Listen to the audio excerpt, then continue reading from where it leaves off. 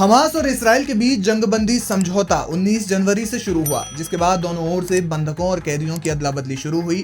लेकिन इसी दौरान डोनाल्ड ट्रंप अपना गजा मॉडल लेकर आए और इसके बीच हमास ने भी इसराइल पर जंगबंदी के समझौते के उल्लंघन के आरोप लगाए।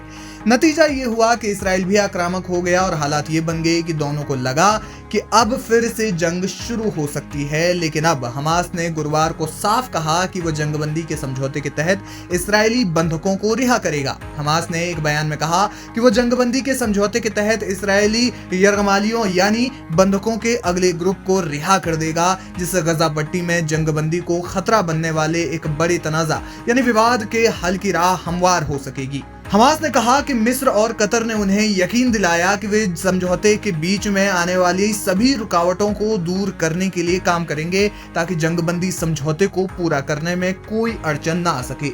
हमास ने कहा कि हमारे वफद ने मिस्र की राजधानी काहिरा में मिस्र के हुक्मरानों के साथ बातचीत की और गजा में मलबा हटाने के लिए पनाहगाहों, तिब्बी सामान यानी चिकित्सा आपूर्ति और ईंधन के अलावा अन्य जरूरी सामान के दाखिले को बढ़ावा देने के बारे में बात की और वे लोग कतर के वजीर आजम से राब्ते में हैं। हमास की ओर से जारी किए गए इस बयान के बाद समझा जा रहा है कि शनिवार को 3 और इसराइली बंधकों की रिहाई हो सकती है। जाहिर है कि बदले में इसराइल को भी अपनी जेलों में बंद कम से कम 90 कैदियों को रिहा करना होगा। दरअसल हाल ही में हमास ने यह आरोप लगाया था कि इसराइल ने जंगबंदी की अन्य शर्तों का तो उल्लंघन किया ही है, साथ ही युद्धग्रस्त इलाकों में टेंट्स और पनाहगाह यानी आश्रय स्थल की इजाजत देने में अपनी जिम्मेदारी से पीछे हटने का हमास ने इसराइल पर आरोप लगाया था, जिसके बदले में हमास ने इसराइली बंधकों की रिहाई में देर करने की धमकी दी थी। हमास के इस बयान के बाद इसराइल ने फिर से हमला करने की धमकी दी। तब से माना जाने लगा कि समझौता अब ठंडे बस्ते में चला गया है। लेकिन हमास की बंधकों की रिहाई के मामले में हामी भरने के बाद अब जंग के बादल छंटते हुए नजर आ रहे हैं।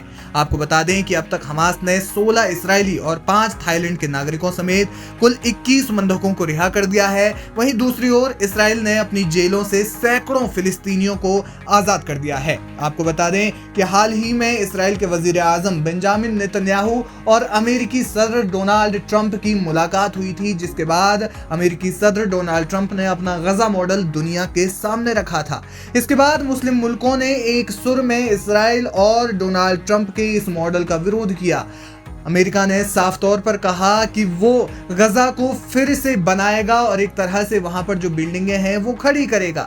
इस दौरान गजा के जो बाकी लोग हैं वो अन्य देशों में शरण लेंगे, लेकिन मुस्लिम मुल्कों ने इसका एक सुर में विरोध किया, जिसके बाद ट्रंप को इस मामले में सफाई भी देनी पड़ी थी। लेकिन अब जिस तरह से हमास ने बयान जारी कर युद्ध विराम समझौते को जारी रखने की बात कही है, उसका आने वाले समय में क्या फर्क पड़ेगा ये देखना बेहद दिलचस्प होगा।